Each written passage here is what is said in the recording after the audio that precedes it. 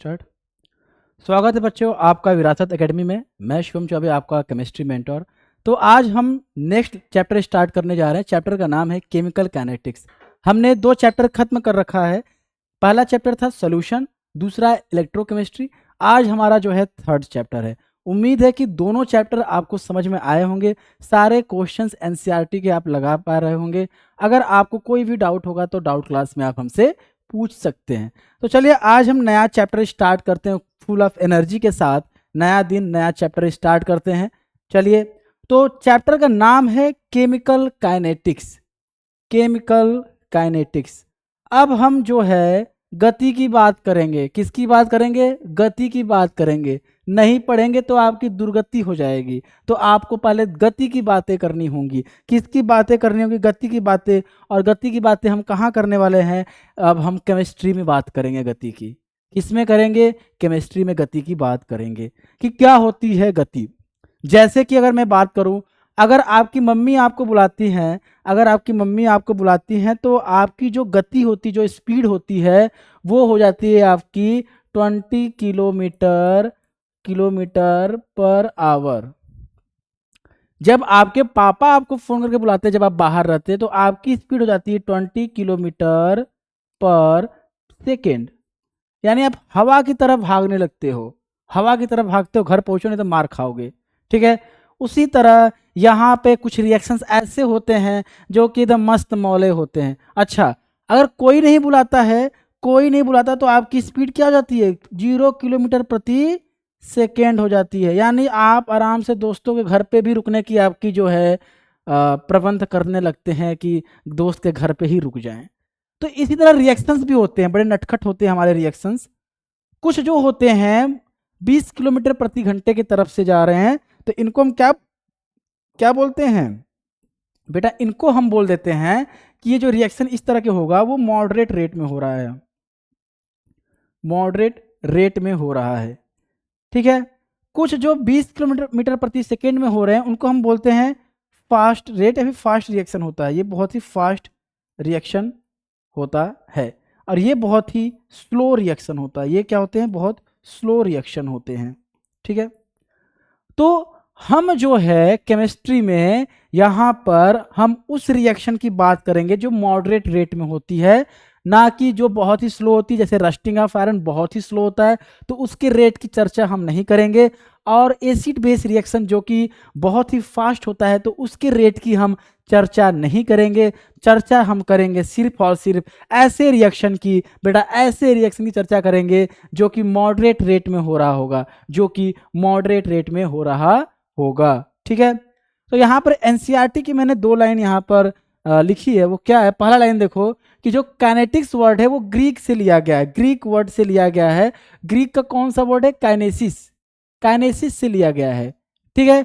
इसका जिसका मतलब क्या होता है? मूवमेंट। क्या होता है? मूवमेंट, यानी मूव करना। ठीक, जैसे आपके विचार मूव करते हैं एक जगह से दूसरे जगह पे। Thermodynamics tells only about the feasibility of a reaction. आपने 11th में थर्मोडायनेमिक पढ़ रखा है, उसमें आपको रिएक्शन आपका फिजिबल है, पॉसिबल है या नहीं, उसके बारे में आप पढ़ते हो गिब्स फ्री एनर्जी के हिसाब से। बट अब जो हम देखेंगे केमिकल काइनेटिक्स क्या करेगा कि भाई रेट क्या होगा रिएक्शन का। ठीक है, रस्टिंग ऑफ आयरन होता है, ठीक है, न्यूट्रलाइजेशन रिएक्शन होता है। रेट बताओ, रेट किस स्पीड से होगा? मैं अगर आज रिएक्शन करने बैठा हूं तो क्या 5 मिनट में हो जाएगा? क्या 5 दिन में होगा? या फिर क्या 5 साल में होगा? ऐसा है कि आप लेकर पानी और हवा बैठ गए हैं आयरन के पास कि बस अभी रस्टिंग हो जाए, अभी रस्टिंग हो जाए, अभी रस्टिंग हो जाए, और उसे लंबा समय लग जाएगा। ठीक है, काफ़ी घंटे 20-30 दिन लग जाएंगे। तो ऐसा नहीं होता है। तो इन सब के बारे में चर्चा करने के लिए हमने एक चैप्टर को डेवलप किया, केमिकल काइनेटिक्स। एग्जाम्पल के रूप में अगर देखा जाए तो जो डायमंड है वो क्या होता है बेटा? Diamond shall convert to graphite. Thermodynamic data ये बोलता है कि जो आपका डायमंड है वो ग्रेफाइट में कन्वर्ट हो जाएगा। कब तक होगा? बताओ कब तक होगा? सालों लग जाएंगे। आप बैठे रहोगे, अब हो जाए, आपके कई पुस्त बैठे ही रह जाएंगे। ठीक है। But in reality the conversion rate is so slow that the change is not perceivable at all. मतलब आप देख नहीं पाओगे। ठीक है, इतना इतना स्लो होता है, बहुत स्लो होता है। पॉसिबल है, पॉसिबल है, किसने बोल दिया? थर्मोडायनेमिक ने। उसके डाटा से आपने पता किया कि the conversion of diamond into graphite is possible, but क्या उसका रेट क्या है भाई? क्या एक दिन में होगा, एक साल में होगा, 100 साल में होगा, 200 साल में होगा? ठीक है, इसकी चर्चा हमने नहीं किया वहां पे। काइनेटिक्स जो हमें है वो सिर्फ हमें रेट के बारे में नहीं बताता है, स्पीड या रेट के बारे में नहीं बताता है केमिकल रिएक्शन के, बट ये आल्सो बताता है कि हम जो रिएक्शन के रेट्स है ना उनको हम चेंज कर सकते हैं, बदल सकते हैं। अगर अगर 4 साल में हो रहा है तो हम उसको 4 दिन में भी कर सकते हैं, अगर 4 सेकेंड में हो जाए तो उसको हम 4 मिनट में भी कर सकते हैं। तो उसको हम बदल भी सकते हैं, किसी भी केमिकल रिएक्शन के रेट्स को बदल सकते हैं हम लोग। ठीक है, चलो अब यहाँ पर देखो केमिकल रिएक्शन तीन तरीके के होते हैं। वेरी फास्ट जो कि इंस्टेंटेनियस रिएक्शन होता है, दूसरा है मॉडरेट, तीसरा है बहुत ही स्लो। ठीक है, ये हमने चर्चा कर रखी है। तो पहला जो बेटा ये है हमारे पास, हमारा क्या है कि वेरी फास्ट और इंस्टेंटेनियस रिएक्शन, बहुत ही तेज या फिर इंस्टेंटेनियस रिएक्शन। ये क्या होता है बेटा? यहाँ पर क्या होता है, आयनिक स्पीसीज का इन्वॉल्वमेंट होता है। अगर आपको आयनिक स्पीसीज का इन्वॉल्वमेंट दिखा तो समझ जाना कि वो बहुत ही तेज रिएक्शन हुआ होगा। ठीक है, अब ये जो होते हैं बेटा बहुत ही, यानी 10⁻⁻14 से लेके 10⁻⁻16 भी सेकेंड, मतलब बहुत ही जल्दी हो जाते हैं, बहुत ही जल्दी। आपकी आंखों के पल के नीचे झुकी, रिएक्शन उससे पहले हो चुका होगा, रिएक्शन उससे पहले हो चुका होगा। ठीक है, तो ये बहुत ही बेटा इम्पॉसिबल होता है इसके रेट को निकालना। जैसे कि एग्जाम्पल में देखो, यहाँ पर प्रेसिपिटेशन रिएक्शन हो सकता है या फिर एसिड बेस रिएक्शन हो जाता है। ठीक है, प्रेसिपिटेशन रिएक्शन हो जाएगा, जहाँ पर प्रेसिपिटेट बने, प्रेसिपिटेशन, और दूसरा है न्यूट्रलाइजेशन रिएक्शन। ये दो केसेस हो सकते हैं बेटा, जहां पर जो रिएक्शन होता है बहुत ही तेज होता है, मत पूछो कितना तेज होता है, 10⁻⁻14 से लेकर 10⁻⁻16 सेकेंड तक होता है। अगला है बेटा वेरी स्लो रिएक्शन, बहुत ही स्लो होता है, उतना ही स्लो होता है जितना जितना स्लो आप पढ़ाई करते हो, उससे भी आप तो उससे भी स्लो पढ़ाई करते हो। ठीक है, क्या पढ़ते हो क्या? सॉरी, तो आप बहुत फास्ट पढ़ाई करते हो। This reaction proceed very slowly, मतलब ये कई दिन लग सकते हैं, महीने भी लग सकते हैं कि यहाँ पर चेंज हुआ है या नहीं हुआ है। एट रूम टेम्परेचर की बात कर रहे हैं, ऐसा नहीं कि सर आपने बोला था कि ये 4 दिन में होगा, ये देखिए मैंने 1 दिन में कर दिया।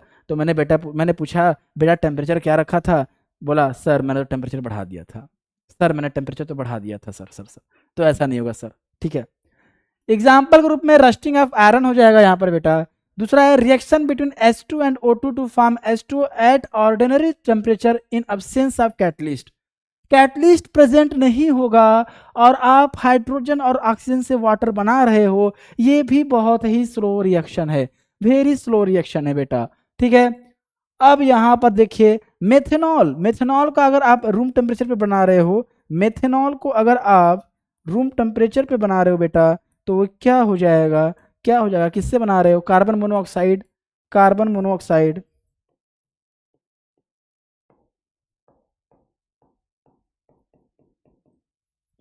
एंड हाइड्रोजन से बना रहे हो। तो यहाँ पे जो आपका मेथेनॉल बन रहा है ये भी बहुत ही स्लो बनेगा, बहुत ही स्लो बनेगा। ठीक है, अब आता है मॉडरेट और स्लो रिएक्शन। क्या होता है? मॉडरेट और स्लो रिएक्शन।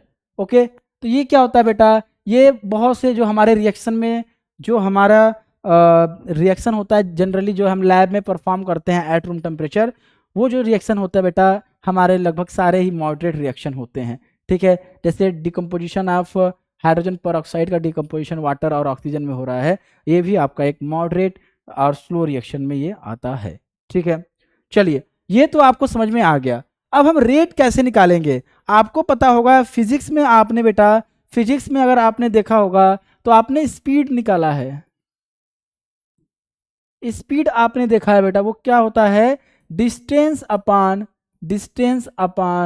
टाइम, कितने टाइम में कितना डिस्टेंस में चेंज आ रहा है, दिए हुए टाइम में कितना डिस्टेंस में चेंज आ रहा है, वही क्या हो जाता है, स्पीड। अब अगर हम ये बातें करेंगे, केमिस्ट्री में बातें करेंगे, तो हम डिस्टेंस तो नाप नहीं रहे वहाँ पे डिस्टेंस तो नाप नहीं रहे हैं, तो वहाँ पर क्या कर देंगे बेटा, वहाँ पर हम स्पीड को हम क्या लिखेंगे, रेट लिख देंगे। और रेट जो हो जाएगा बेटा, इसको हम यहाँ पर वेलोसिटी भी बोल सकते हैं जनरली, हालांकि स्पीड और वेलोसिटी फिजिक्स में अलग होता है। तो क्या हो जाएगा, चेंज इन कंसंट्रेशन, कंसंट्रेशन में कितना चेंज हो रहा है, चेंज इन कंसंट्रेशन कितना हो रहा है बेटा, अपन उसमें टाइम कितना लग रहा है, उस चेंज को होने में समय कितना व्यतीत हो रहा है, समय कितना व्यतीत हो रहा है, ये भी आपको जानना होगा बेटा, ये भी आपको जानना होगा। ठीक है, चलो। तो जो रेट ऑफ रिएक्शन होता है उसको डिफाइन कैसे करते हैं कि चेंज इन कंसेंट्रेशन और प्रेशर ऑफ रिएक्टेंट और product per unit time, per unit time में चेंज इन कंसेंट्रेशन और प्रेशर ऑफ रिएक्टेंट और प्रोडक्ट पर यूनिट टाइम में जो होगा वही क्या होता है बेटा, रेट ऑफ रिएक्शन होता है। ये हमेशा क्या होता है बेटा, ये आपका पॉजिटिव क्वांटिटी होती है, पॉजिटिव होती है, कभी निगेटिव नहीं होगा। ठीक है, ये कभी आपका निगेटिव नहीं होगा। तो रेट ऑफ रिएक्शन का जो फॉर्मूला मैंने अभी बताया यही यहाँ पर आपके लिए लिखा गया है। ठीक है, प्लस साइन जो होता है यूज किया जाता है जहां पे प्रोडक्ट का कंसंट्रेशन दिखाते हैं, नेगेटिव साइन यूज किया जाता है जहां पे रिएक्टेंट का कंसंट्रेशन दिखाते हैं। अगर हम कंसंट्रेशन और टाइम का ग्राफ बनाएंगे तो ये देखो, रिएक्टेंट शुरुआत में काफी उसका अमाउंट होगा, ठीक है, प्रोडक्ट तो जीरो होगा, प्रोडक्ट धीरे धीरे क्या हो जाएगा, ज्यादा होगा, और समय जैसे जैसे बढ़ेगा कंसंट्रेशन रिएक्टेंट का क्या हो जाएगा, कम हो जाएगा।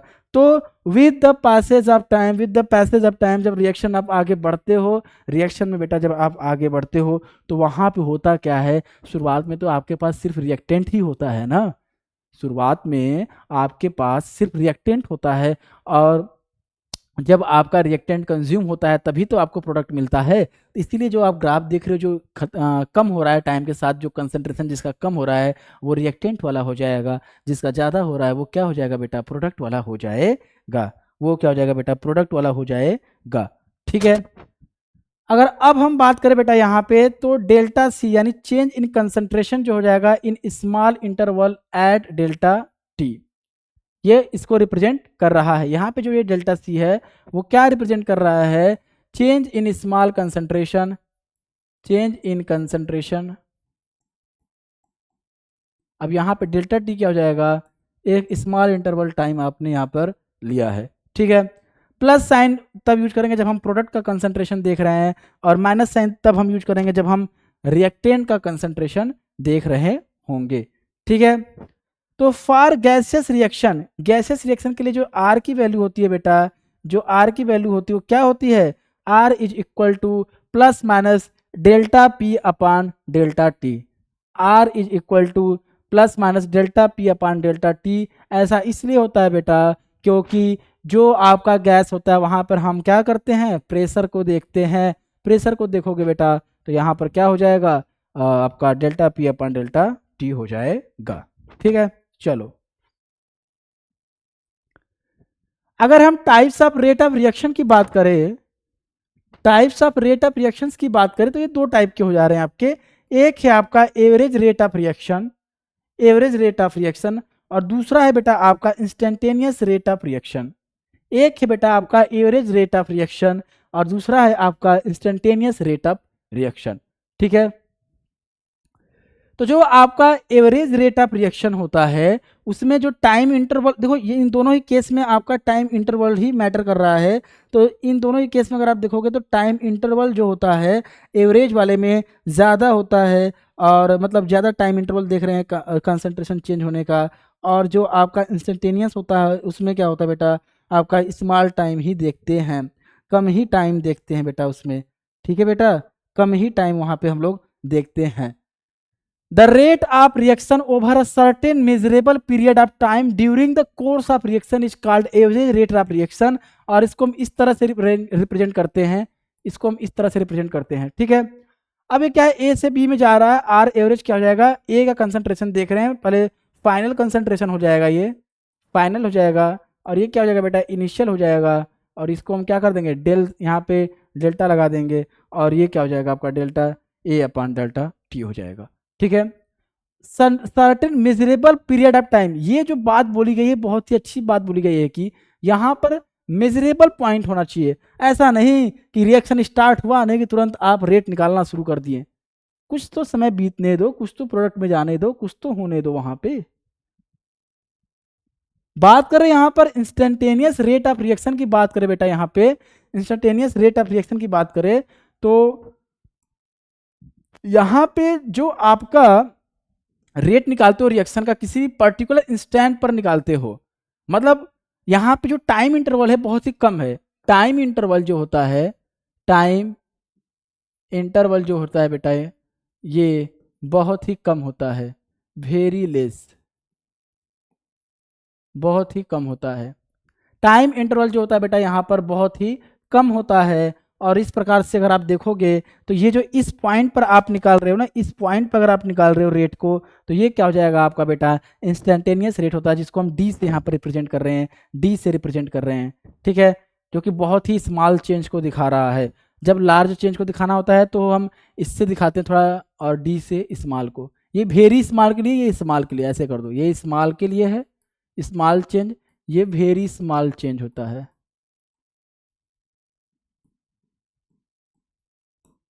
ठीक है, ये स्मॉल चेंज हो जाएगा और ये क्या हो जाएगा आपका वेरी स्मॉल चेंज हो जाएगा। ठीक है, चलो अगर अब हम बात करें बेटा यहाँ पर, अगर हम ये बात करें तो ये जो आपका स्लोप होता है टेंजेंट का at time T, plot of concentration with time gives instantaneous rate of reaction. इसको मैथ्स में हम क्या बोलते हैं, टेंजेंट बोलते हैं। टेंजेंट जो होता है ग्राफ को एक ही पॉइंट पर टच करता है, एक ही पॉइंट पर टच करता है, वहीं पर जो आप रेट निकालोगे वही क्या हो जाता है आपका इंस्टेंटेनियस रेट हो जाता है, वही क्या हो जाता है बेटा आपका इंस्टेंटेनियस रेट हो जाता है। ठीक है, अगर अब हम अगला बात करें यहाँ पे, अगर हम अगला बात करें बेटा यहाँ पे, तो हमारे पास क्या है, हमारे पास है बेटा यहाँ पे कि rate of reaction in the form of stoichiometry of a chemical reaction.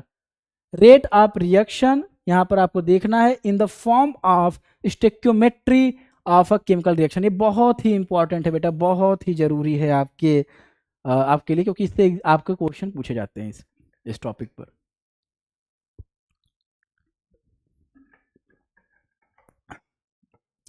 जब आप पढ़ाई करते हो तो उस टाइम अपने साथ एक बॉटल रखा करो। ठीक है, बॉटल रखोगे तो उससे क्या होगा कि आप पानी पीते रहोगे। ओके, तो यहाँ पर अगर आप देखोगे तो ये है आपके पास रिएक्शन, ये है आपके पास रिएक्शन। और इस रिएक्शन में बेटा अगर आप देखोगे, अगर बेटा जी आप यहाँ पे देख रहे हो तो ये क्या है, इनका स्टोइकियोमेट्रिक कोफिशिएंट, ये क्या है स्टोइकियोमेट्रिक कोफिशिएंट है। ठीक है, तो रेट ऑफ डिसअपीयरेंस, यानी अब देखो बेटा दो टर्म आ रहा है यहाँ पे, दो टर्म आ रहा है। एक है देखो बेटा ए से हम जा रहे हैं बी में जा रहे हैं। ठीक है, ए से किस में जा रहे हैं बेटा, हम बी में जा रहे हैं। तो आप देखो तो जो ए होगा बेटा, इसकी जो क्वांटिटी होगी वो कम होगी, ये क्या होगी लेस होगी। इसकी जो क्वांटिटी होगी वो कम होगी और इसकी जो क्वांटिटी होगी ये बढ़ती जाएगी। तो यहाँ पर हम इसको क्या बोलते हैं, अगर हम रिएक्टेंट के केस में बोलेंगे, रिएक्टेंट के केस में रेट बोलेंगे तो हम क्या बोलते हैं रेट ऑफ डिसअपेरियंस। ठीक है, डिसअपेरियंस। और प्रोडक्ट के केस में क्या बोलते हैं बेटा, प्रोडक्ट के केस में क्या बोलते हैं हम लोग, rate of appearance, rate of appearance बोलते हैं। ठीक है, तो यहां पर ए और बी आपके क्या हैं रिएक्टेंट हैं, उसके साथ साथ पी और क्यू क्या है बेटा यहाँ पर प्रोडक्ट हैं। तो ए और बी जो बेटा हैं आपके वो क्या हो जाएंगे कि उनका हम अगर रेट निकालेंगे तो रिएक्टेंट है तो क्या बोलेंगे उनको हम रेट ऑफ डिसअपियरेंस ऑफ ए बोल देंगे। प्रोडक्ट के केस में क्या बोलेंगे रेट ऑफ अपीयरेंस बोलेंगे। ठीक है, तो अगर ये जो रिलेशन आप देख रहे हो जो ये बॉक्स में बनाया गया है ये बड़ा ही इंपॉर्टेंट है, ये रिलेशन बेटा, ये रिलेशन बेटा बहुत ही इंपॉर्टेंट है, आपके रिलेशन से भी इंपॉर्टेंट है ये। ठीक है, यहाँ पर आप देखते हो कि जिसका भी आप निकाल रहे हो तो जो रिएक्टेंट वाले हैं वहाँ पर नेगेटिव साइन लगाते हो, प्रोडक्ट वाले में पॉजिटिव साइन लगाते हो। इसका भी एक कहानी है, कहानी ये है बेटा कि रिएक्टेंट को अगर आप चेंज निकालोगे, चेंज क्या होता है, चलो इस कहानी को भी समझ लेते हैं। यहाँ पे अगर हम रेट लिखते हैं,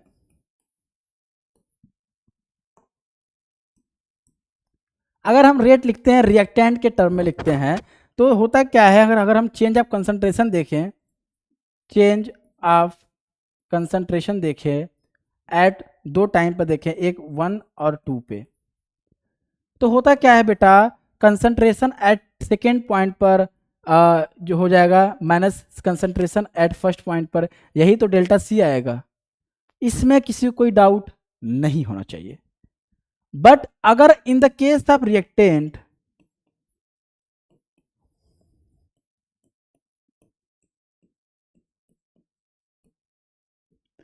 रिएक्टेंट के केस में क्या होता है बेटा कि जो फाइनल कंसंट्रेशन हो जाएगा वो कम होता है, वो कम होता है इनिशियल से, तो ये जो वैल्यू आएगी वो किस में आएगी, निगेटिव में आएगी, ठीक है। परंतु शुरू में ही हमने बोला है कि रेट जो होता है वो आपका नेगेटिव नहीं हो सकता, रेट आपका नेगेटिव नहीं हो सकता। इस वजह से हम ये कह सकते हैं, इस वजह से हम कह सकते हैं कि यहाँ पे जो आपका यहाँ पे साइन लगाते हैं अपीयरेंस के केस, डिसअपीयरेंस के केस में, वो क्या हो जाता है, वो क्या हो जाता है, निगेटिव हो जाता है, वो क्या हो जाता है, निगेटिव हो जाता है, क्या हो जाता है, निगेटिव। बट प्रोडक्ट में ऐसा नहीं होता है, इसलिए यहाँ पर कोई भी यहाँ पे संशय नहीं होना चाहिए। Rate of reaction is always positive, ये दूसरी तीसरी बार मैं बोल रहा हूँ कि रेट ऑफ रिएक्शन हमेशा पॉजिटिव होगा। Negative sign represent decrease in concentration of reactant, ये चर्चा मैंने कर लिया है। Unit of rate of reaction क्या हो जाएगा, यूनिट की बात करें तो क्या होता है, कंसंट्रेशन होता है अपन टाइम होता है, कंसंट्रेशन मोलरिटी देख रहे हो तो मोल पर लीटर हो जाएगा, और यहाँ पे सेकेंड हो जाएगा, पर लीटर सेकेंड हो जाएगा, ये यही यहाँ पर इसका क्या हो जाएगा, यही हो जाएगा इनका क्या, यूनिट हो जाएगा, ठीक है, यही क्या हो जाएगा इसका, यूनिट हो जाएगा। अब चलिए आपके स्क्रीन पर एक क्वेश्चन है, उस क्वेश्चन को आप करिए, आपके स्क्रीन पर एक क्वेश्चन है, उस क्वेश्चन को करिए आप। क्वेश्चन कह रहा है फॉर द रिएक्शन, ये देखो आपका अमोनिया बन गया, लो अमोनिया बन गया आपका, ये the rate of appearance, rate of appearance जो होगा आपका कितना है अमोनिया का, rate of appearance of ammonia, ammonia is equal to 2 into 10 के power -4 mole litre inverse second inverse. अब आपसे पूछ रहा है रेट ऑफ डिसअपीयरेंस ऑफ बेटा N2H2 क्या होगा, N2H2 क्या होगा, तो बेटा इसका क्या होगा, वही होगा जो मंजूरे क्वेश्चन होगा। तो हमने यहाँ पर देखा, तो जो rate of disappearance of N2 जो हो जाएगा वो इक्वल हो जाएगा rate of disappearance of H2 by 3 is equal to rate of appearance of NH3 by 2 हो जाएगा। बस यही होता है कहानी। अब यहाँ पर इसके बारे में इंफॉर्मेशन आपको दे दिया गया कि rate of appearance of ammonia आपको दे दिया गया है।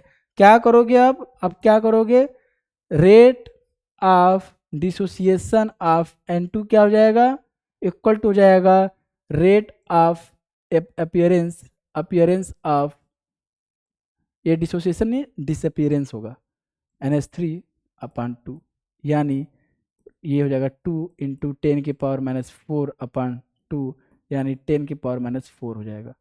इसका बेटा अगर निकालोगे, इसका निकालोगे तो क्या हो जाएगा, rate of disappearance of H2 क्या हो जाएगा बेटा, ये हो जाएगा 3/2 इंटू 2 इंटू 10 की पावर -4, यानी ये हो जाएगा बेटा आपका 3 इंटू 10 की पावर -4। समझ में आया कैसे हुआ, समझ में आया कैसे हुआ। स्टेक्योमेट्री को आप डिवाइड कर देते हो जो भी उनका रेट होता है उससे, और वहां से आप उसको रिलेट करके इजीली फाइंड कर सकते हो, ठीक है, इजीली फाइंड कर सकते हो।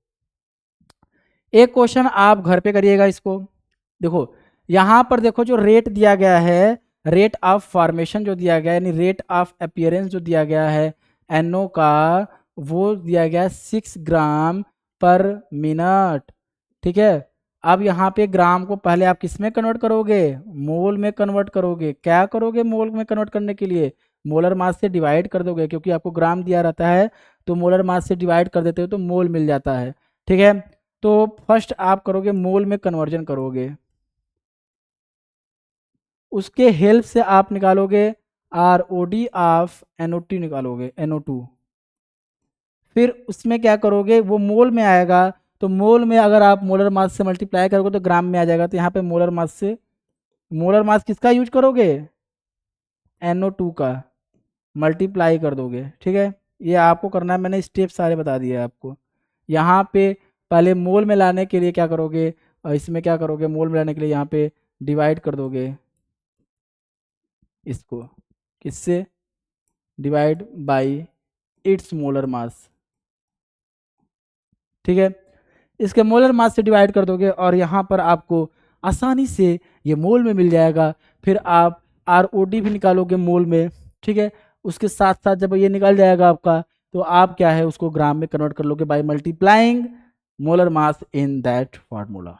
In that result you have to multiply molar mass of NO2 and you will easily get that answer. ठीक है बेटा, चलो नेक्स्ट देखते हैं। ये आपके NCERT का एग्जाम्पल है, इसको भी हम भली भांति समझ लेते हैं क्या है। द डिकम्पोजिशन ऑफ एन, यहां पर थोड़ा कलर को चेंज करना पड़ेगा। द डिकम्पोजिशन, एक second, the decomposition of N2O5 in CCl4 at 318 Kelvin has been studied by monitoring the concentration of N2O5 in the solution. Initially, the concentration of N2O5 is 2.33 mole per litre. Initial concentration दे दिया गया है आपको कितना, 2.33 2.33 mole per litre.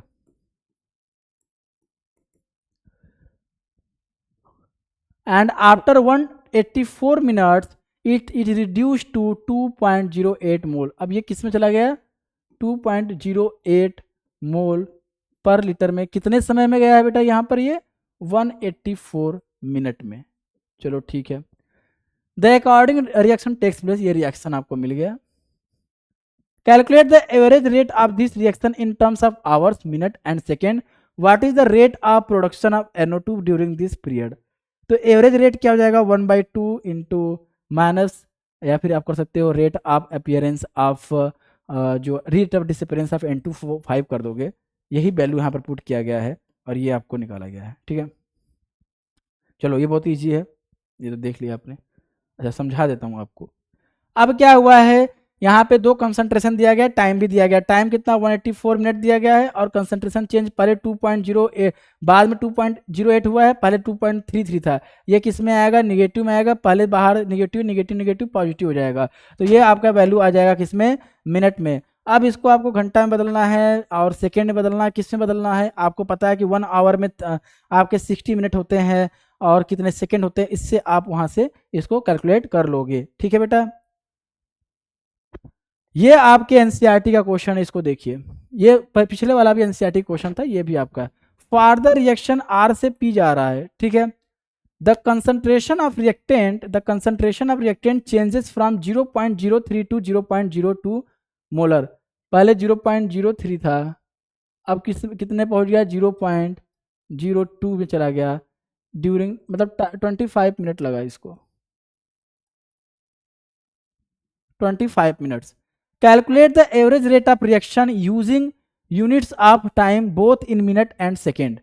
Average rate of reaction आपको निकालना है और reactant का आपको दे दिया है, तो एवरेज रेट क्या हो जाएगा,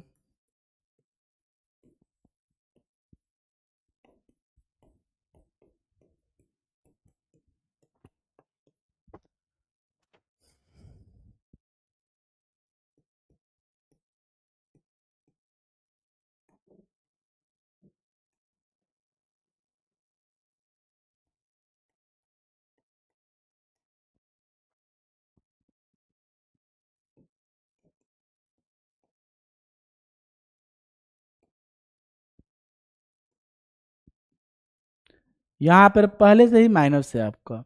ठीक है,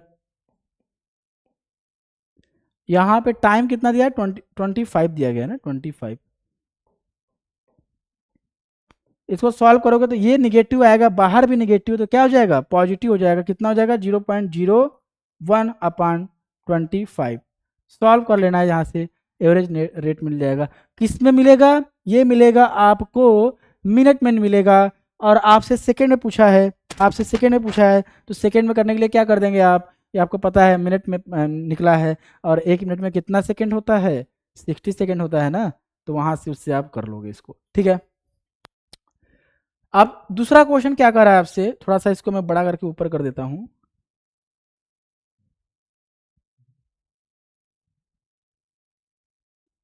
दूसरा क्वेश्चन आपसे कह रहा है, इन अ रिएक्शन 2A से प्रोडक्ट में जा रहे हो, the concentration of A decreases from 0.5 mole per litre to 0.4 mole per litre in 10 minute. Calculate the rate during this interval. इस इंटरवल के दौरान आपको क्या निकालना है? रेट निकालना है। इस इंटरवल के दौरान आपको क्या निकालना है? रेट निकालना है, ठीक है। तो एवरेज रेट जब आप बेटा यहाँ पे निकालने जाओगे इस केस में, तो कुछ करना नहीं है आपको, बस आपको देखना क्या है कि जो एवरेज रेट या फिर जो रेट हो जाएगा वो क्या हो जाएगा, माइनस यहाँ पे देखो इसका स्टोइकियोमेट्रिक कोफिशिएंट 2 है तो 2 लिखना पड़ेगा, जो ए है उसका फाइनल कंसंट्रेशन माइनस इनिशियल कर दोगे, अपान आपका चेंज इन टाइम कितना आ रहा है? 10 मिनट आ रहा है, बस रख दो। फाइनल कितना है बेटा आपका यहाँ पे? 0.4, इनिशियल कितना था? 0.5, टाइम कितना लगा? 10 मिनट लगा, माइनस पहले से है, कितना आ जाएगा? 0.1 अपान 10, ये आ जाएगा इसका रेट, ठीक है। इस इंटरवल में इसका रेट क्या होगा? यही होगा, ठीक। इसको सॉल्व कर लेना फर्दर, कोई दिक्कत नहीं है, कर लो भैया। ये क्या आ जाएगा? 10 के पावर -2 आ जाएगा। चलो, उम्मीद है कि आपको वो पूरा कॉन्सेप्ट समझ में आ गया। मैंने 3-4 क्वेश्चन भी करा दिए हैं, वो भी आपको समझ में आ गया होगा, ठीक है। अब हम देखते हैं कि जो हमारा रेट ऑफ रिएक्शन है वो किन किन फैक्टर्स पे डिपेंड करता है, किन किन फैक्टर्स पे डिपेंड करेगा उसको भी हम जान लेते हैं। पहला है temperature. More reactant molecules are moving fast enough. देखो, अगर आप टेम्परेचर दोगे तो वहां पर काइनेटिक एनर्जी बढ़ती है, काइनेटिक एनर्जी बढ़ रही है यानी कि मूवमेंट भी बढ़ रहा है। मूवमेंट बढ़ेगा तो एज कंपेयर टू जो आपके जो मूवमेंट ज़्यादा रहता है तो वहाँ पर रिएक्शन फास्टर होता है ना, तो वहाँ पर रेट बढ़ जाता है, ठीक है। दूसरा देखते हैं कंसंट्रेशन या फिर pressure of gas. Reactants are hitting each other more often. जब कंसंट्रेशन ज़्यादा होगा तो वहाँ पे ज़्यादा ही वहाँ पे चांसेस होगा कि एक दूसरे को हीट करे, और इससे क्या होगा कि रिएक्शन फास्ट होगा, यानी ग्रेटर कंसंट्रेशन यानी फास्टर रिएक्शन, लोअर कंसंट्रेशन यानी स्लोअर रिएक्शन, ठीक है। बात करें सरफेस एरिया की, बात करें तो ये क्या हो जाएगा बेटा? Reactants are hitting each other more often, ठीक है। सरफेस एरिया जितना बड़ा रहेगा, अब सोचो ये बॉटल है, बॉटल है, अब इसको बॉल से मारना है, इसका सरफेस एरिया बहुत कम है। अब यहीं पर ये जो आप ये स्क्रीन जो दिख रहा है इसको बॉल से आपको मारना है, इसका सरफेस एरिया ज़्यादा है तो चांसेस ज़्यादा है कि इस पर लग जाएगा, बट बॉटल पे लगने के चांसेस आपके बहुत कम है। तो वही कहा जा रहा है कि जो सरफेस एरिया है बेटा, सरफेस एरिया जो है, reactants are hitting each other more often, यहाँ पे बहुत ज़्यादा यहाँ पे रिएक्टेंट्स एक दूसरे को हीट करेंगे, और साथ ही साथ यहाँ पर जो रिएक्शन होगा वो फास्टर हो जाएगा। कैटलिस्ट दो तरीके के होते हैं, अगर जनरली आप पॉजिटिव कैटलिस्ट लेते हो तो वो रिएक्शन के रेट को बढ़ाते ही बढ़ाते हैं, ठीक है। तो ये कुछ फैक्टर्स थे, यानी temperature, concentration, surface area and catalyst, these are the some factors that which can influence the rate of a reaction.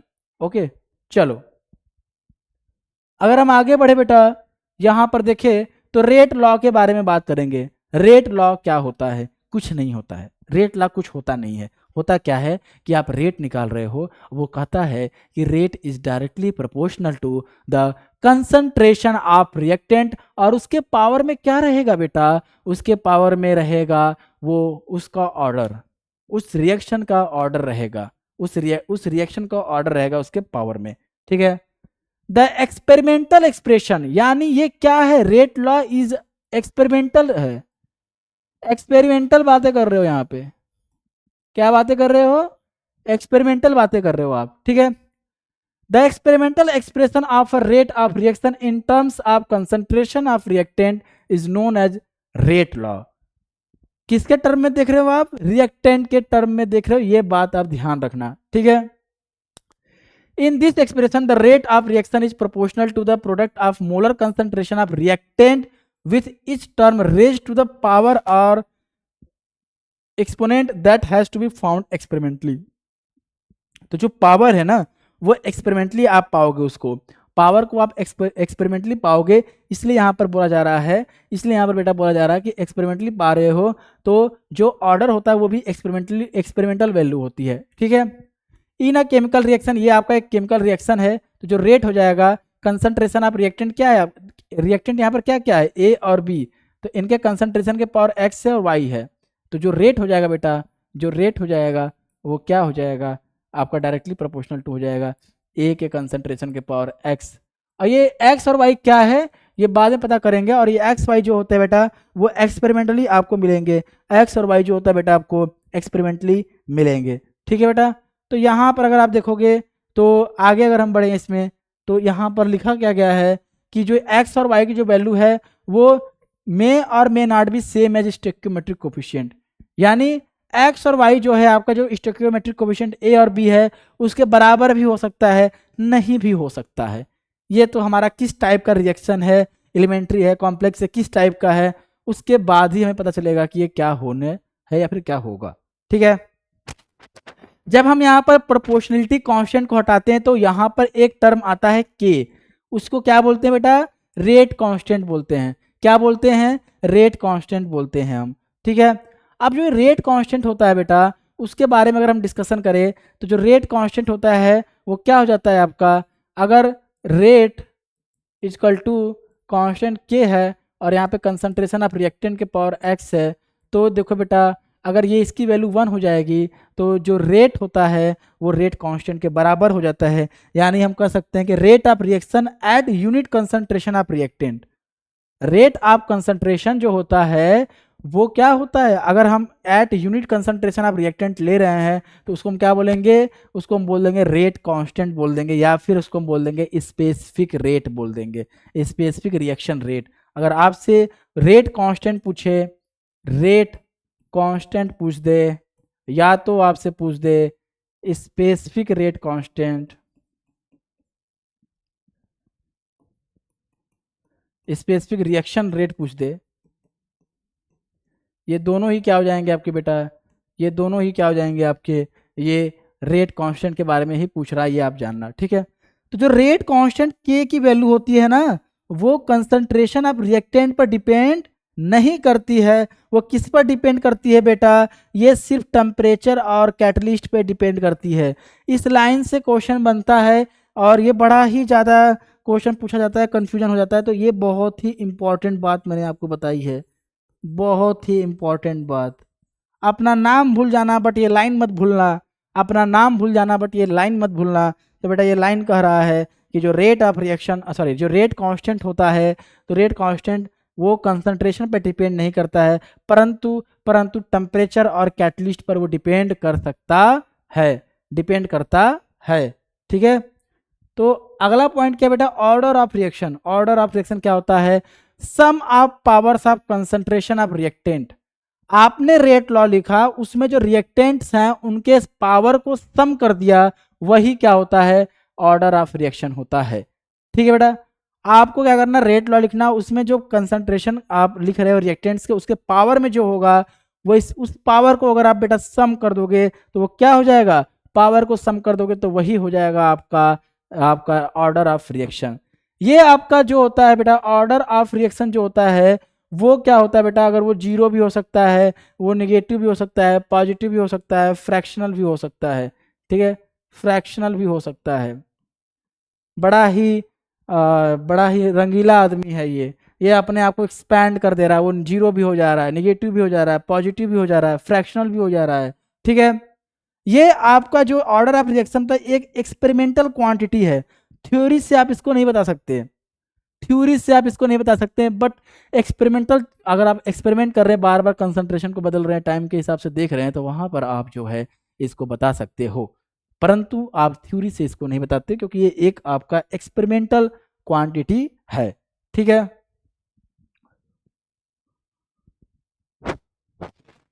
तो यूनिट्स ऑफ रेट कांस्टेंट। अब देखो बेटा रेट क्या होता है आपका, rate equal to rate constant into concentration of reactant के power order. अब अगर आप यूनिट ऑफ रेट कांस्टेंट लिखोगे तो क्या हो जाएगा, K equal to rate upon concentration के पावर एन।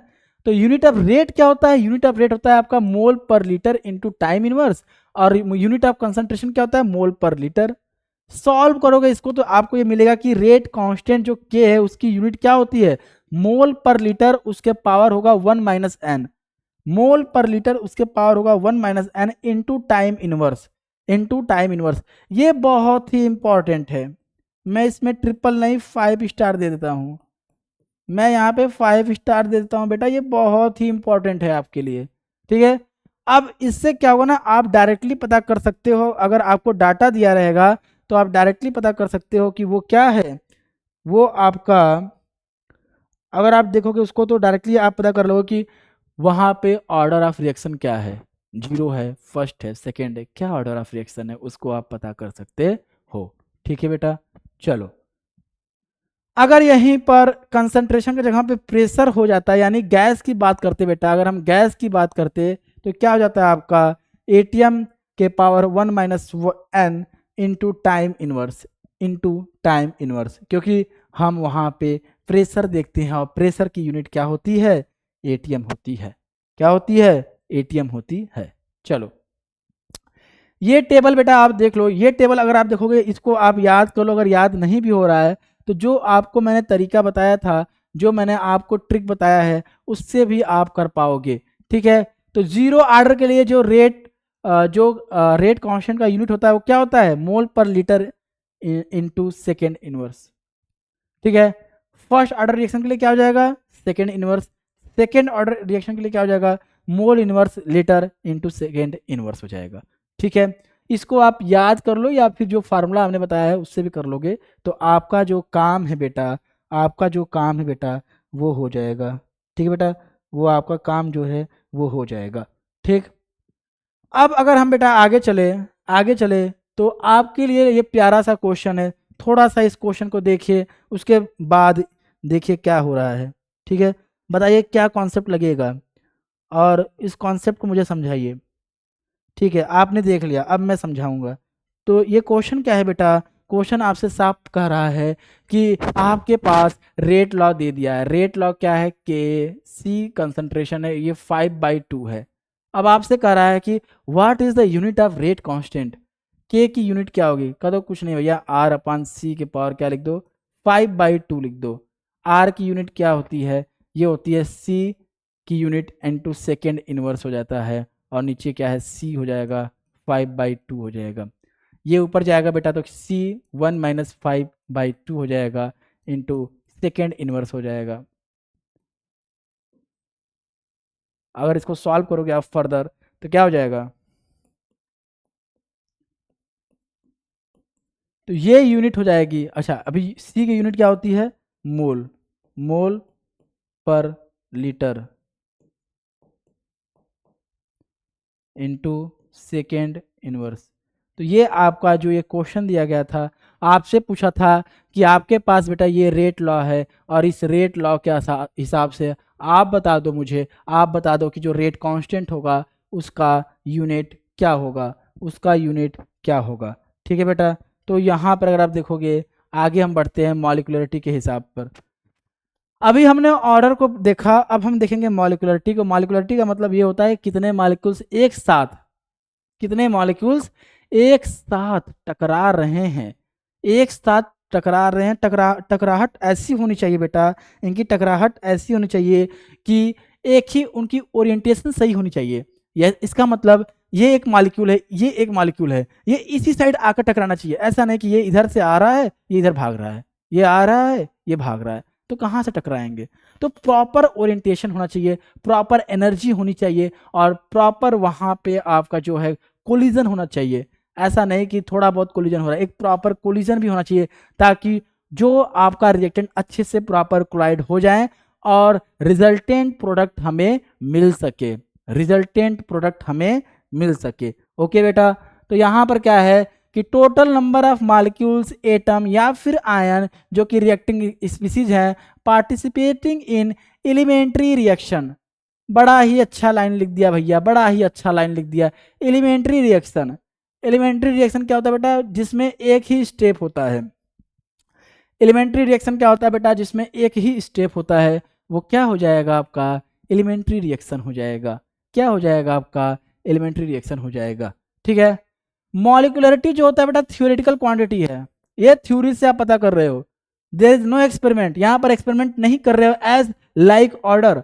ऑर्डर के केस में आप जो वहां पर एक्सपेरिमेंट कर रहे थे, बट यहाँ पर ऐसा कुछ नहीं करोगे आप। मॉलिक्यूलरिटी जो होता है बेटा वो इंटीजर में रहेगा, वो ना ही जीरो होगा, ना ही निगेटिव होगा, ना ही फ्रैक्शनल होगा। बड़ा ही अच्छा इंसान है, बड़ा ही फोकस्ड इंसान है भाई। मैं 1 2 3 के बाद नहीं होना चाहता हूँ। मैं 1 2 3 तक, मैक्स टू मैक्स 3 तक जाऊंगा मैं। ठीक है। अगर तुम 4 लेकर आ जाओगे मॉलिक्यूल, तो मैं कोलाइड कैसे करूंगा? कोलाइड नहीं कर पाऊंगा ना। एक इधर से आ रहा है, एक इधर से आ रहा है, प्रॉपर वहां पे ओरिएंटेशन नहीं हो पाएगा, तो मैं रिजल्टेंट आपका प्रोडक्ट दे ही नहीं पाऊंगा। तो मुझे तुम 3 तक लेके जाओ, 3 तक मैं बर्दाश्त करूंगा। ठीक है। हाँ, मैं ना ही जीरो हो सकता हूँ, ना ही मैं निगेटिव हो सकता हूँ, ना ही मैं इंटीजर हो सकता हूँ। सॉरी, इंटीजर तो होगा, फ्रैक्शनल नहीं हो सकता हूँ। ये मॉलिक्यूलरिटी चीख चीख के कह रहा है। ठीक है। एलिमेंट्री रिएक्शन जो होते हैं वहां पे मॉलिक्यूलरिटी जो होती है बेटा वो ऑर्डर के बराबर होती है। बड़ा ही अच्छा पॉइंट है, बड़ा ही अच्छा पॉइंट है कि मॉलिक्यूलरिटी जो होती है वो ऑर्डर के बराबर होता है। कब होगा? कब होगा आपसे क्वेश्चन में पूछ लिया, ये तो उसने बता दिया, आपसे पूछ लिया कब होगा, तो बेटा आप बताओगे तब होगा जब एलिमेंट्री रिएक्शन होगा। एलिमेंट्री रिएक्शन वह रिएक्शन होता है जो कि एक स्टेप में होता है। Single step reactions are known as elementary reaction. उसको हम क्या बोलते हैं? एलिमेंट्री रिएक्शंस बोलते हैं। ठीक है बेटा। अगर हम आगे बात करें, यहाँ पर अगला पॉइंट की बात करें, कॉम्प्लेक्स रिएक्शन में मॉलिक्यूलरिटी जो होता है of each step of mechanism is defined separately.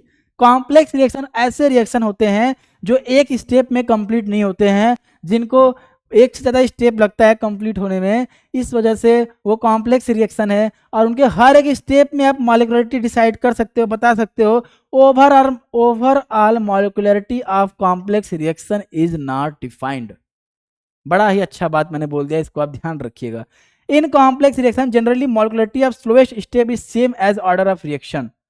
जो देखो कॉम्प्लेक्स रिएक्शन में क्या होता है कि जो मल्टीपल स्टेप्स होंगे, कोई फास्ट होगा कोई स्लो होगा, तो जो स्लोएस्ट स्टेप होगा वो सेम होगा as order of reaction which can be consider as molecularity of reaction except when slowest step contain intermediate.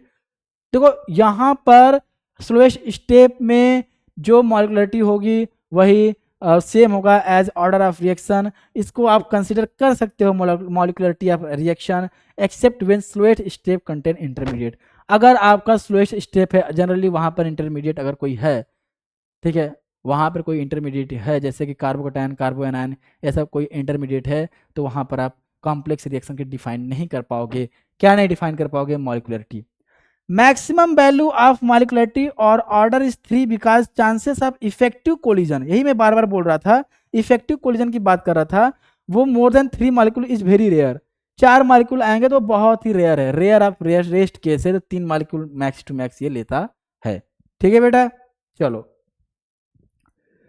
अब हम बात करेंगे मैकेनिज्म ऑफ रिएक्शन की बात करेंगे। मैकेनिज्म ऑफ रिएक्शन की बात करें बेटा, तो यहाँ पे सबसे पहले हम बात करेंगे कि पहला है elementary reaction, those reaction which completes in single step.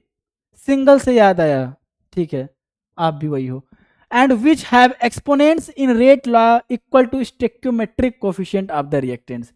ऐसा रिएक्शन बेटा, ऐसा रिएक्शन जो सिंगल स्टेप में हो और जब उसका आप रेट लॉ एक्सप्रेशन लिखें तो वहां पे जो स्टेक्योमेट्रिक कोफिशिएंट है वही उसका क्या होना चाहिए? ऑर्डर होना चाहिए, ऑर्डर होना चाहिए। ठीक है बेटा। तो रेट जो हो जाएगा रेट के concentration of A into concentration of B. Zero order reaction can never be elementary reactions. बड़ा ही अच्छा पॉइंट है कि अगर आपका बोल दिया जीरो ऑर्डर रिएक्शन बोल दिया तो वो कभी भी एलिमेंट्री रिएक्शन हो ही नहीं सकता।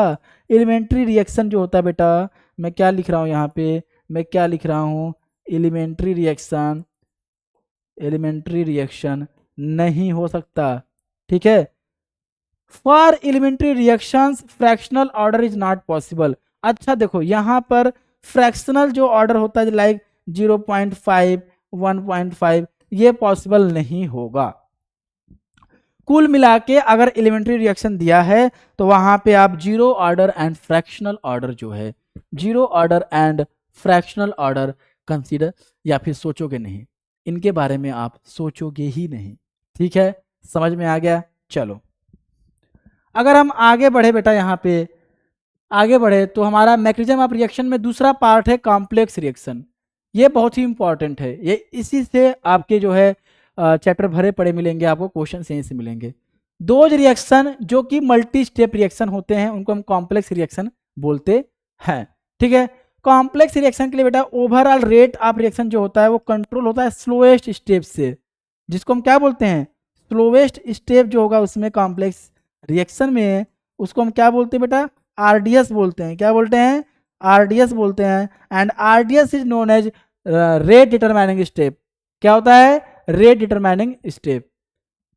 रेट लॉ एक्सप्रेशन में क्या होता है, rate of reaction depends on concentration of reactants of slowest step which must be free from intermediate, जहां पर कोई भी इंटरमीडिएट नहीं होना चाहिए। ठीक है, और यहाँ पे रेट लॉ एक्सप्रेशन में आपका जो होता है depends on concentration of reactants of slowest step. Slowest step जो होगा बेटा उसके जो रिएक्टेंट्स होंगे उस पर रेट लॉ का एक्सप्रेशन डिपेंड करेगा, और वहाँ पे कोई भी इंटरमीडिएट नहीं होना चाहिए, लाइक वहाँ पे कोई भी आपका कार्बोकेटायन एंड एल नहीं होना चाहिए। इफ आरडीएस कंटेंस इंटरमीडिएट, अगर मान लो हो गया कि इंटरमीडिएट वहां पर होगा, it's value is solved using के इक्विलिब्रियम ऑफ फर्स्ट स्टेप। अगर वहां पर ऐसा कुछ है, अगर यहाँ पर इंटरमीडिएट है कुछ, यहाँ पे आपके एक से ज़्यादा स्टेप बन जा रहे हैं, तो वहाँ पे जो उसका रिएक्शन आप निकालते हो तो फास्ट रिएक्शन के हेल्प से निकालते हो। इंटरमीडिएट इन द सेंस कि वहाँ पे मल्टीपल स्टेप आपके हो जा रहे हैं तो। ठीक है, अब एग्जाम्पल में देखो, पहला एग्जाम्पल है कि जो रेट होगा इसका अगर एक्सपेरिमेंटली देखा जाए तो क्या हो जाएगा कि NO2Cl कन्वर्ट हो रहा है NO2 और Cl2 में, यानी ये कन्वर्ट हो रहा है, तो इसका पहला स्टेप है NO2Cl से आप NO2 प्लस Cl में जा रहे हैं। दूसरा स्टेप ये Cl फिर रिएक्ट करेगा तब जाके Cl2 मिलेगा। तो जो स्लोएस्ट स्टेप है यही रेट डिटरमाइनिंग स्टेप है। तो रेट लॉ यहाँ पर क्या हो जाएगा, स्लोएस्ट स्टेप के हिसाब से निकालोगे तो rate law is equal to K into concentration of NO2Cl। ठीक है, इसके पावर 1 नहीं रहेगा, इसका ऑर्डर 1 हो जाएगा, इसके पावर 2 नहीं होगा। ठीक है, तो rate law derived from two step mechanism agrees with experimental rate law. दूसरा एग्जांपल देखो बेटा, यहाँ पर NOH2 से रिएक्शन करा रहा है तो यहाँ पर क्या बन जा रहा है, N2 और H2 बन जा रहा है। तो एक्सपेरिमेंटली देखो यहाँ पे 2 2 है, तो ऐसा नहीं कि यहाँ पे जो रेट लिखोगे वो K into concentration of NO के पावर 2 कंसंट्रेशन ऑफ H2 के पावर 2, ये गलत है। एक्सपेरिमेंट बोलता है कि NO के पावर 2 तो 2 होगा बट H2 के पावर 2 नहीं होगा। इसका ये मल्टीपल स्टेप रिएक्शन है। पहला स्टेप जो है फास्ट स्टेप है, दूसरा क्या है आपका स्लोवेस्ट स्टेप है, तीसरा जो है आपका फास्ट स्टेप है। The rate law from slowest step, the rate law from slowest step, ये लिख दिया जा रहा है। ठीक है, अब क्या ये आपके ये जो एक्सप्रेशन है इसमें N2O2 जो है इंटरमीडिएट का है। The rate law expression should be free from intermediate species, जो बीच के स्पीसीज बन रहे हैं उनसे।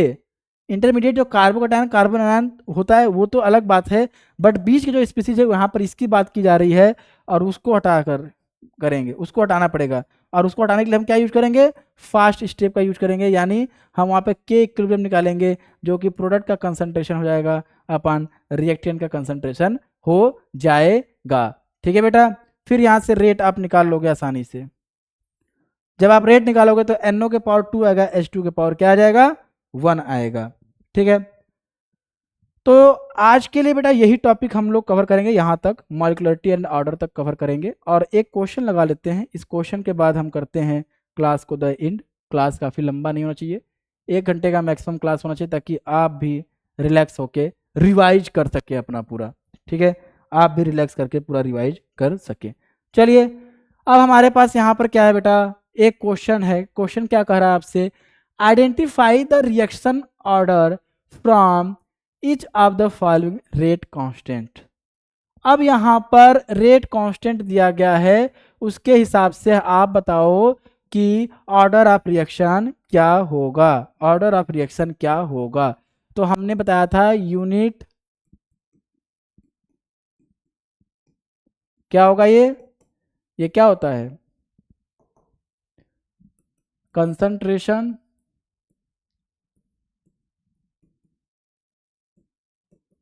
यही होता है, कंसंट्रेशन के power one minus n second inverse. अब अगर सपोज अगर ये मैं इसको जीरो ऑर्डर के लिए देख रहा हूँ तो एन की वैल्यू क्या रख दूंगा, जीरो रख दूंगा। तो यूनिट क्या हो जाएगा, यूनिट ऑफ के क्या हो जाएगा बेटा, कंसंट्रेशन का यूनिट इनटू सेकेंड इनवर्स, यानी मोल मोल पर लीटर, ये होना चाहिए। अगर यहीं पर वन हो जाएगा, एन की वैल्यू वन, यानी ऑर्डर हमारा वन हो जाएगा। ये मैं ऑर्डर की बात कर रहा हूँ, ऑर्डर की बात कर रहा हूँ यहाँ पे। अगर ये वन हो जाएगा तो यूनिट ऑफ क्या हो जाएगा ये बेटा, ये आपका कंसंट्रेशन को जब आप देखोगे यहाँ पे वन माइनस वन यानी जीरो हो जाएगा। तो ये आपका जीरो हो जाएगा, ये जीरो नहीं होगा उसके पावर में, और किसी के पावर में जीरो होता है तो वो क्या हो जाता है, वन आता है। तो ये क्या हो जाएगा बेटा, इसका यूनिट क्या हो जाएगा, सेकेंड इनवर्स। थर्ड अगर हम देखें, अगर मान लो ये सेकेंड एन की ऑर्डर जो है सेकेंड है, ऑर्डर बेटा अगर आपका ये सेकेंड है तो यहाँ पर क्या हो जाएगा, अगर मैं देखूँ इसमें अगर ऑर्डर सेकेंड है तो हम ये कर सकते हैं। अगर ऑर्डर ऑर्डर जो है बेटा, ऑर्डर जो है वो सेकेंड है, इसका मतलब यूनिट आपके क्या हो जाएगा, यूनिट आपके ये कंसंट्रेशन का यूनिट हो जाएगा, उसके पावर क्या हो जाएगा, वन माइनस एन होता है, वन माइनस टू, यानी यहाँ पर सेकेंड इनवर्स रहेगा। तो ये क्या हो जाएगा, कंसंट्रेशन के power minus one second inverse. Concentration क्या है, मोल मोल पर लीटर, इसके power minus one second inverse. इसको अगर सॉल्व करोगे तो क्या हो जाएगा, mole inverse litre second inverse. अब हमारा जो क्वेश्चन दिया गया है उसमें देखो ध्यान से,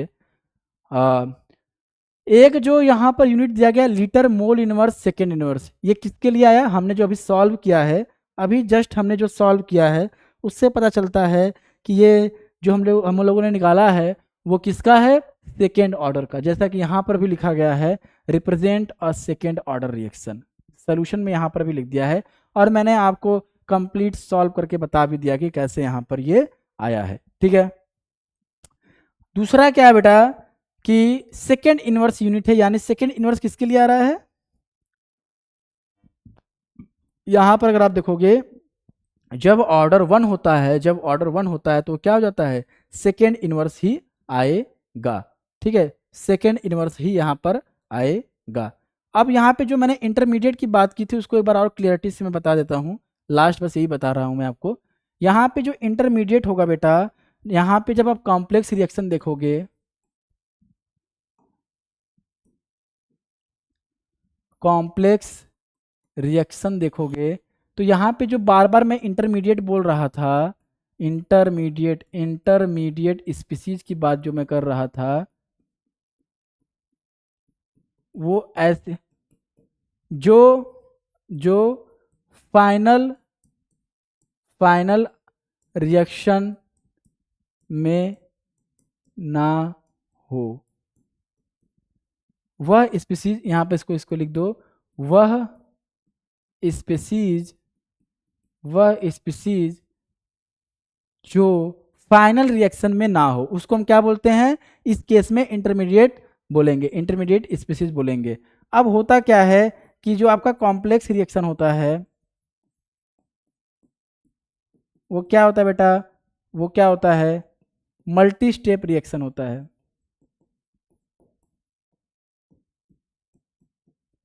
इसमें एक हो जाएगा आपका स्लोवेस्ट स्टेप, स्लो स्टेप लिखा रहेगा, उससे हम क्या निकालेंगे, उससे हम निकालेंगे रेट को निकालेंगे। क्यों, क्योंकि यही स्टेप क्या होता है हमारा, रेट डिटरमाइनिंग स्टेप होता है।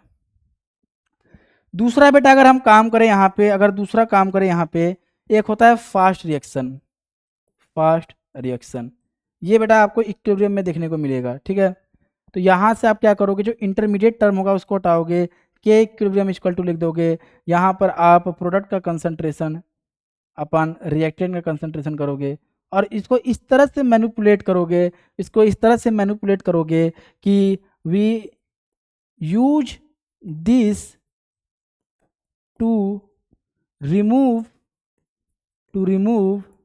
किसको रिमूव करना है, हमें रिमूव करना है इंटरमीडिएट स्पीसीज। हम क्या करेंगे, इंटरमीडिएट स्पीसीज को हटाने के लिए इसका हम लोग क्या करेंगे, यूज करेंगे। और किस में यूज करेंगे, जो रेट निकाले हम लोग आरडीएस के थ्रू उसमें। फाइनल जो आपका रेट रहेगा उसमें कोई भी इंटरमीडिएट स्पीसीज नहीं आना चाहिए। तो बस ये मैंने एक बार बोल दिया था बीच में कि कार्बोकैटायन और कार्बोएनायन वो भी रहेंगे तब भी ऐसा रहेगा, लेकिन यहाँ पर इस केस में बेटा अगर आप देखोगे तो इंटरमीडिएट स्पीसीज का मतलब ये है कि अगर आपका जो स्लोवेस्ट स्टेप है आरडीएस है उसमें आपने रेट निकाला और जो कंसंट्रेशन आपने देखा रिएक्टेंट का, वो रिएक्टेंट आपके फाइनल रिएक्शन में है ही नहीं, वो आपके फाइनल रिएक्शन में है ही नहीं, बस उसी को हटाने के लिए हम क्या करते हैं, फास्ट रिएक्शन जो लिखा रहता है स्टेप उसको यूज करते हैं, वहां से के इक्विलिब्रियम का यूज करते हैं और उसको हम लोग क्या करते हैं, निकालते हैं, उसको हम लोग क्या करते हैं, निकालते हैं। ठीक है, तो बेटा आज के लिए इतना ही। हम लोगों ने ढेर सारा क्वेश्चन प्रैक्टिस किया और ढेर सारा यहाँ पे कॉन्सेप्ट को पढ़ लिया। तो ये लेक्चर 1 था हमारा केमिकल काइनेटिक्स का। उम्मीद है कि आपको समझ में आ गया होगा। मिलते हैं आपसे नेक्स्ट लेक्चर में। उम्मीद है कि आपको सारा समझ में आ गया होगा। चलिए मिलते हैं आपसे नेक्स्ट लेक्चर में, तब तक के लिए टाटा बाय बाय। खाते रहिए, पीते रहिए और मस्त रहिए।